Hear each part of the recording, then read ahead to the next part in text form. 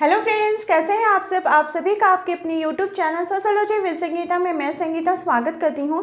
और इस चैनल के माध्यम से हम लोग सोशोलॉजी के कम्पिटिटिव एग्जाम के प्रिपरेशन करते हैं, जिसके अंतर्गत आपको यूट्यूब पे डेली 3 क्लासेस मिलती हैं। मॉर्निंग के 8 बजे के क्लास में हम लोग कवर कर रहे हैं झारखंड माध्यमिक आचार्य के सोशोलॉजी के सिलेबस को। दोपहर के 4 बजे कवर कर रहे हैं जेपीएससी जेट और यूजीसी नेट के सिलेबस को, क्योंकि दोनों ही एग्जाम का पैटर्न सिलेबस सेम है। और रात के 8 बजे कवर कर रहे बीपीएससी टीआरई 4.0 के सोशोलॉजी के सिलेबस को। तो बात की जाए जेपीएससी जेट के अंतर्गत, तो यहाँ पे हम लोगों ने जिन जिन थिंकर्स के क्लासेस को कवर किया है उसमें Emmanuel Durkheim, Karl Marx, Max Weber, Bronislaw Malinowski, A R Radcliffe Brown की थ्योरीज को, उनके बुक्स को, उनके बायोग्राफी को हम लोगों ने देखा था। आज के क्लास में जिनकी थ्योरीज को हम लोग जानने वाले वो हैं टालकट पार्सन्स। कौन है? टालकट पार्सन्स। तो इनके क्लासेस को हम लोग देखेंगे, इनकी थ्योरीज को देखेंगे। क्लास को आप लोग लास्ट तक जरूर देखिए। और अगर आप मेरे चैनल पर नए हो तो प्लीज़ सब्सक्राइब कर ले और बेल आइकन को प्रेस कर लीजिए, जिससे क्या होगा कि जैसे ही क्लास अपलोड होगी तो उसकी नोटिफिकेशन आप तक पहुंच जाएगी। और साथ ही साथ प्लेट क्लास भी आप लोगों का स्टार्ट हो चुका है। अगर आप यूजीसी नेट दिसंबर की तैयारी कर रहे हैं या फिर आप जेपीएससी जेट की तैयारी कर रहे हैं, तो इसमें सोशोलॉजी के क्लासेस में जुड़ने के लिए सिंपली आपको क्या करना होगा कि इस नंबर पे 7870421839 इस नंबर पे या तो आप कॉल के माध्यम से या फिर व्हाट्सएप के माध्यम से जुड़ सकते हैं, जहां पे आपको टोटल सिलेबस के according complete study material provide किएंगे विथ एक्स्ट्रा मटेरियल, ताकि आने वाले समय में आपका जो एग्ज़ाम है सोशोलॉजी का वो अच्छे प्रकार से कवर हो जाए।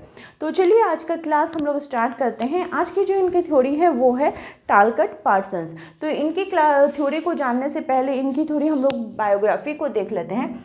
टालकट पार्सन्स जी का जन्म, बात की जाए इनके जन्म की, तो इनका जन्म 13 दिसंबर 1902 को यूएसए कोलोराडो में हुआ था। ठीक है, यूएसए के कोलोराडो में हुआ था। और इनकी बात की जाए मृत्यु के संदर्भ में, तो इनकी मृत्यु 8 मई 1979 को यूएसए कोलोराडो में ही इनकी मृत्यु हुई थी। जर्मनी में। कहाँ पे हुई थी? इनकी मृत्यु जर्मनी में हुई थी।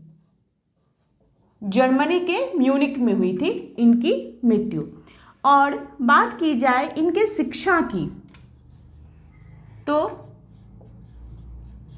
इनकी जो शिक्षा है वो London school of economics, London school of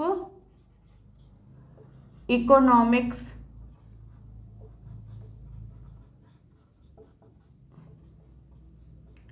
London school of economics से इन्होंने अपना शिक्षा ग्रहण किया था। और इन्होंने अपना पीएचडी जो है वो हेडलबर्ग विश्वविद्यालय से किया था। कहाँ से? तो हेडलबर्ग विश्वविद्यालय से इन्होंने अपना पीएचडी किया था। अगर अन्य इंपॉर्टेंट फैक्ट्स की तरफ इनकी बात की जाए, अन्य इंपॉर्टेंट फैक्ट्स की तरफ इनकी अगर बात की जाए, तो ये मैक्स वेबर की कृतियों से, मैक्स वेबर ने जो भी अपना थ्योरी ये सब दिया था उनकी कृतियों से ये बहुत ज़्यादा प्रभावित थे। और मैक्स वेबर की कृतियों का इन्होंने अंग्रेजी में अनुवाद किया था। ये मैलिनोवस्की जी के साथ, किसके साथ? तो मैलिनोवस्की जी के साथ मिलकर ये आदिवासियों पर कार्य किए थे। मैलिनोवस्की जी ने भी आदिवासियों पर कार्य किया था और इन्होंने भी किए थे। साथ ही साथ ये हार्वर्ड विश्वविद्यालय में इन्होंने अध्यापन का कार्य भी किया था। और इनके शिष्यों के बारे में अगर बात की जाए तो डेविस, मूड, मर्टन, ये सभी इनके अंतर्गत आ जाएंगे। हार्वर्ड विश्वविद्यालय के ये सभी भी छात्र रह चुके हैं। और अन्य इम्पॉर्टेंट फैक्ट्स की बात की जाए तो इन्होंने थ्योरी की, अगर इनकी थ्योरीज की बात की जाए तो इन्होंने सामाजिक क्रिया का सिद्धांत प्रस्तुत किया था। क्या किया था? सामाजिक क्रिया का सिद्धांत। फिर नेक्स्ट इनकी थ्योरी थी सामाजिक व्यवस्था। क्या थी? सामाजिक व्यवस्था। फिर थर्ड इनकी थ्योरी है एजेल मॉडल। एजेल मॉडल का कॉन्सेप्ट उन्होंने समझाया था। फोर्थ इन्होंने पैटर्न वेरिएबल्स की थ्योरी उन्होंने दी थी। फिर नेक्स्ट और भी कुछ इनकी थ्योरी, जैसे रुग्ण भूमिका जो पार्सन्स की थी, सोसाइटी रॉबर्ट इडरबर्ग की थी, इस टाइप की उन्होंने थ्योरी दी थी। फिर इन्होंने संरचनात्मक प्रकारवादी सिद्धांत इनके द्वारा दिया गया था। चरम प्रकाष्ठा का जो सिद्धांत था ये इनके द्वारा दिया गया था। और अगर इनके अन्य इम्पॉर्टेंस बुक्स की तरफ बात की जाए, आप लोग इसको पहले नोट डाउन कर लीजिए। अन्य इम्पॉर्टेंस बुक्स की तरफ अगर इनकी बात की जाए, पहले मैं इसको मिटा लेती हूँ ताकि मुझे लिखने में सुविधा हो सके। अन्य अगर इनके इम्पॉर्टेंस बुक की बात की जाए कि इन्होंने कौन कौन से अन्य इम्पॉर्टेंट बुक्स के संदर्भ में लिखा है, तो इन्होंने the structure of social action, इनकी पहली बुक क्या है? द स्ट्रक्चर ऑफ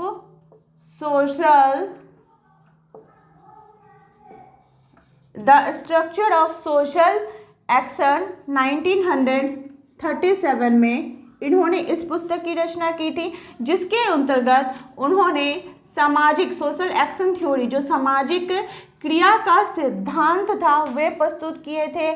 ठीक है, इसके संदर्भ में बात किए थे। स्वैच्छिक क्रिया का सिद्धांत उन्होंने दिया था। ठीक है, नेक्स्ट है इनकी पुस्तक, इंपॉर्टेंट बुक जो है वो है द सोशल सिस्टम। नेक्स्ट इनकी बुक है द सोशल सिस्टम, जिसकी रचना इन्होंने कब की थी? तो 1951 में की थी। कब की थी? 1951 में की थी। इसके अंतर्गत उन्होंने सामाजिक व्यवस्था क्या दिया था? तो सामाजिक व्यवस्था का सिद्धांत प्रस्तुत किया था। इसके विभिन्न भागों के संदर्भ में ये बात करते हैं। फिर नेक्स्ट इनकी बुक है towards a general theory of action. Towards a general theory of action. Towards a general theory of action, ये उन्होंने कब लिखा था? तो 1951 में लिखा था। कब लिखा था? 1951 में सेल्स महोदय के साथ उन्होंने इसको प्रस्तुत किया था। ठीक है, और towards a general theory of action में इन्होंने मध्य अवधि सीमा का जो सिद्धांत है, इस टाइप के थ्योरी को प्रस्तुत उन्होंने किया था। फिर इनकी नेक्स्ट बुक है family socialisation and interaction process. Family socialisation and interaction process. Family socialisation and interaction process, ये इस पुस्तक की रचना उन्होंने कब की थी? तो 1964 में की थी, जिसके अंतर्गत उन्होंने समाज, परिवार और परिवार की प्रतिक्रियाओं के संदर्भ में बात की थी। परिवार की प्रतिक्रिया के संदर्भ में ये बात किए थे।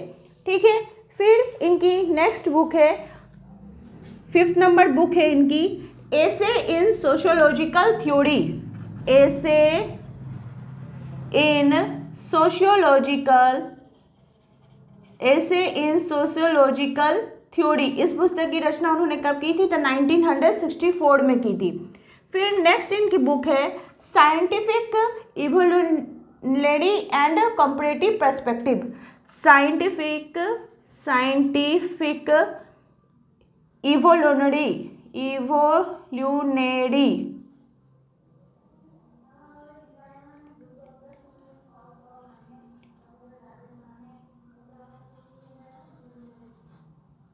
And comparative perspective.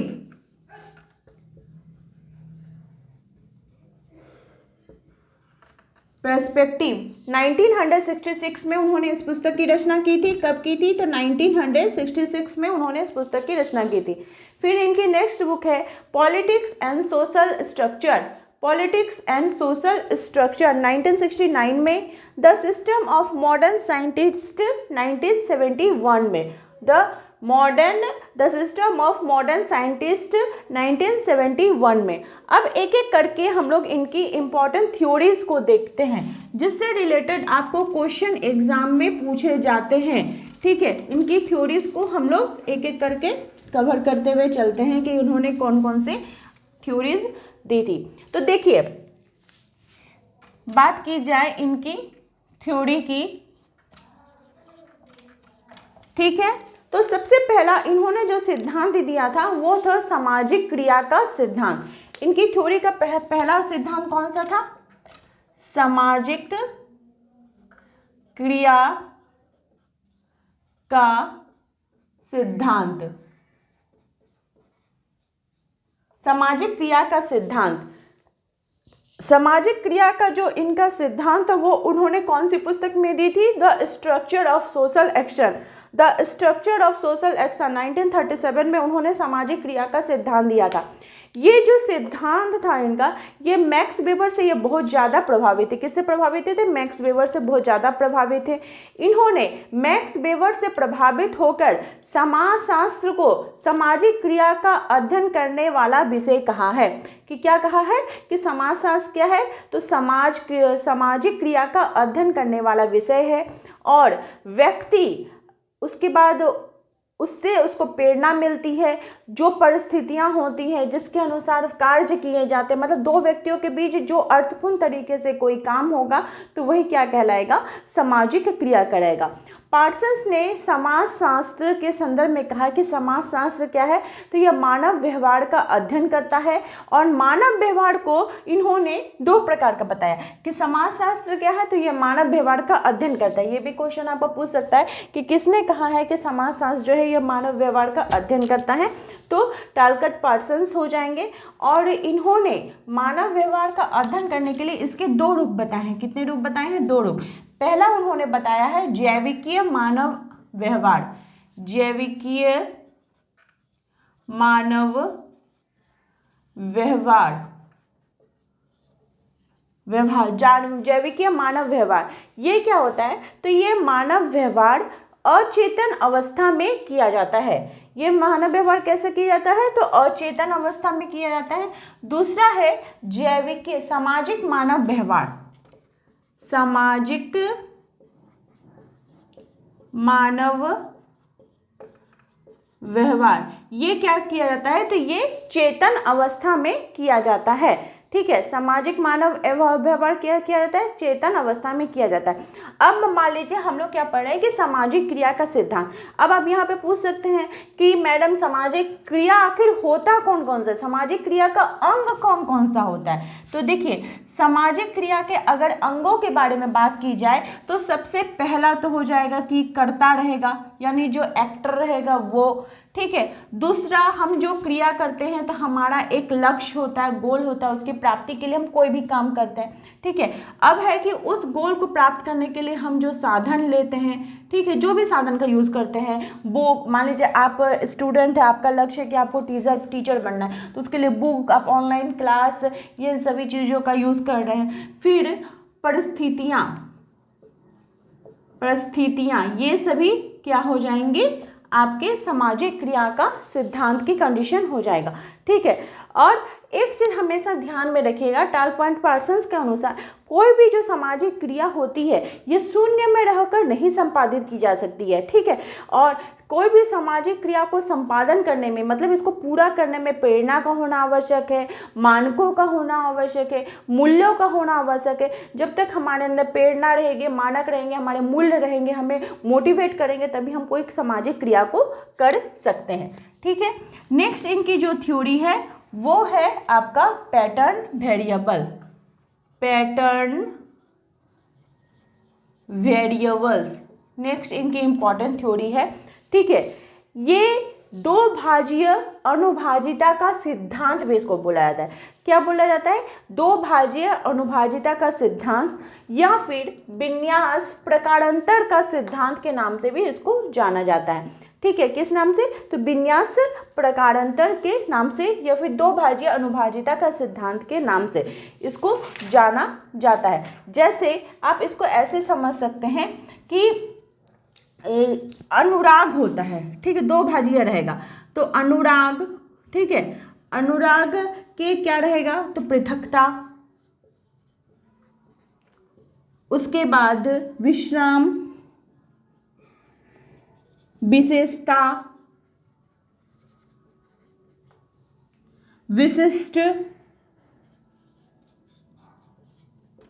अर्जित और विशिष्ट प्रदत्त भी होगा।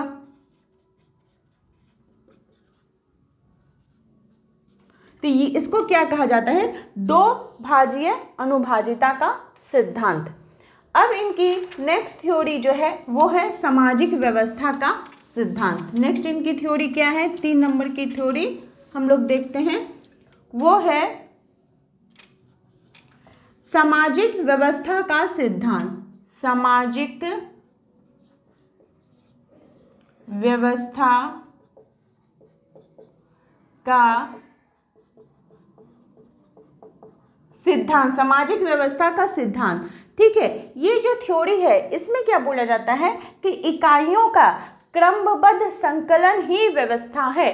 ठीक है, कोई भी इकाई है, कोई भी सामाजिक जो व्यवस्था है जो सही ढंग से, सही रूप से उसको कलेक्शन किया जाता है तो वही क्या है? सामाजिक व्यवस्था है। अब हम लोग कैसे कर रहे हैं? तो जो इकाइयों का सही ढंग से हम कलेक्शन कर रहे हैं, तो इकाइयों के अंतर्गत क्या आ जाएगा? सामाजिक इकाई, राजनीतिक इकाई, आर्थिक इकाई, सांस्कृतिक इकाई, यही सभी चीज़ों से तो मिलकर समाज का गठन होता है। ठीक है, तो उसका जब सही ढंग से हम लोग कलेक्शन करते हैं, एक जगह पे जमा करते हैं, ठीक है, व्यवस्थित क्रमबद्ध हम अध्ययन करते हैं, तो वो क्या कहलाता है? सामाजिक व्यवस्था का सिद्धांत, मतलब इकाइयों का क्रमबद्ध संकलन ही व्यवस्था है। नेक्स्ट इनकी थ्योरी है 4th नंबर, प्रकार्यात्मक पूर्व आवश्यकताएं। प्रकार्यात्मक पूर्व आवश्यकताएं। प्रकार्यात्मक पूर्व आवश्यकताएं। ठीक है, प्रत्येक सोसाइटी की कुछ ऐसी आवश्यकताएं हैं जो जरूरी है, वे बोला पूरी नहीं होगी तो सोसाइटी जो है वो फिनिश हो जाएगी। ठीक है, प्रकार्यात्मक पूर्व आवश्यक, कोई भी सोसाइटी जो होता है उसकी अपनी कुछ ऐसी आवश्यकताएं हैं, जब उसको नहीं पूरा किया जाएगा तो वो जो सोसाइटी है, वो जो समाज है, वो फिनिश हो जाएगी। तो उसी के संदर्भ में ये बात किया गया है। नेक्स्ट इनकी थ्योरी है सामाजिक संरचना गतिशील संतुलन। सामाजिक संरचना गतिशील संतुलन। सामाजिक संरचना गतिशील संतुलन, ठीक है, जिसमें लक्ष्य, संस्था, भूमिका, प्रतिमान, समाज का निर्माण, ये सभी चीज़ों के बारे में बात की गई है कि ये सभी चीज़ें इम्पॉर्टेंट होती हैं। नेक्स्ट है इनकी थ्योरी प्रकार्यात्मक आवश्यकताएं। प्रकार्यात्मक आवश्यकताएं। प्रकार्यात्मक आवश्यकताएं। प्रकार्यात्मक आवश्यकताएं के अंतर्गत क्या आ जाएगा? Agile model.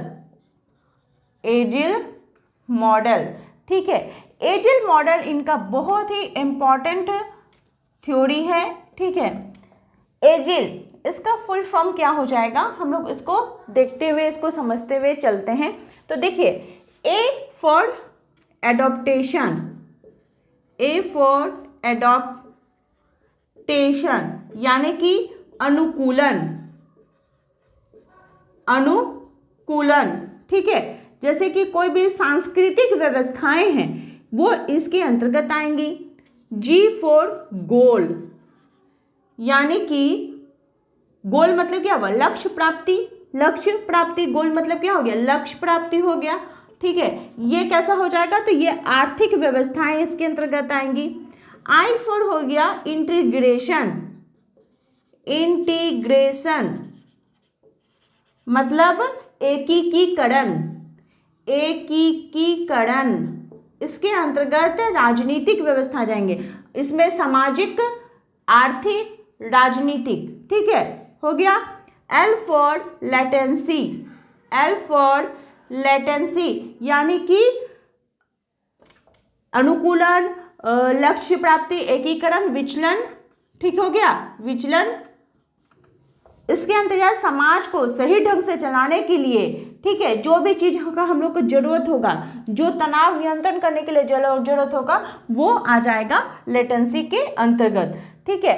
फिर नेक्स्ट इनकी 7 नंबर थ्योरी है मूल्य मैटिक्य, मूल्य मैटिक्य। 7 नंबर इनकी थ्योरी क्या है? मूल्य मैटिक्य, यानी कि वैल्यू, सेंट्रल थॉट्स वैल्यू क्या है? सेंट्रल थॉट वैल्यू, ठीक है। नेक्स्ट इनकी थ्योरी क्या है? Central thought value, central thought value, ये इनकी नेक्स्ट थ्योरी है, ये भी इंपॉर्टेंट है। ये क्या बोलता है कि मूल्यों पर एक मत होना चाहिए, केंद्रीय मूल्य पर तो बिल्कुल विभेद होना ही नहीं चाहिए। इन्होंने समाज को एक व्यवस्था माना है और सामाजिक संरचनात्मक एवं प्रकार्यात्मक पहलुओं पर जोर दिया है। सामाजिक संरचना के मूलभूत इकाइयाँ कौन कौन सी होगी? कर्ता होंगे, ठीक है, और उनके द्वारा जो भी प्रक्रियाएं की जाती, जो भी भूमिकाएं की जाती, जो भी समूह के बारे में बताया जाता है, उसके संदर्भ में बात की है, ठीक है। टालकट पार्सन्स जो थे वो शास्त्रीय परंपरा के एक बहुत ही प्रतिष्ठित अमेरिकी समाजशास्त्री थे, जिन्होंने अपना सामाजिक क्रिया का सिद्धांत और संरचनात्मक कार्यात्मक सिद्धांत जो उनका था, ठीक है, जिसको प्रकारात्मक आवश्यकताओं का भी बोला जाता है, इसके संदर्भ में बात की थी। ये थ्योरी इनकी बहुत ही ज़्यादा इम्पोर्टेंट है। तो इसी प्रकार से आज की क्लास हम लोग की यहीं पे ख़त्म होती है।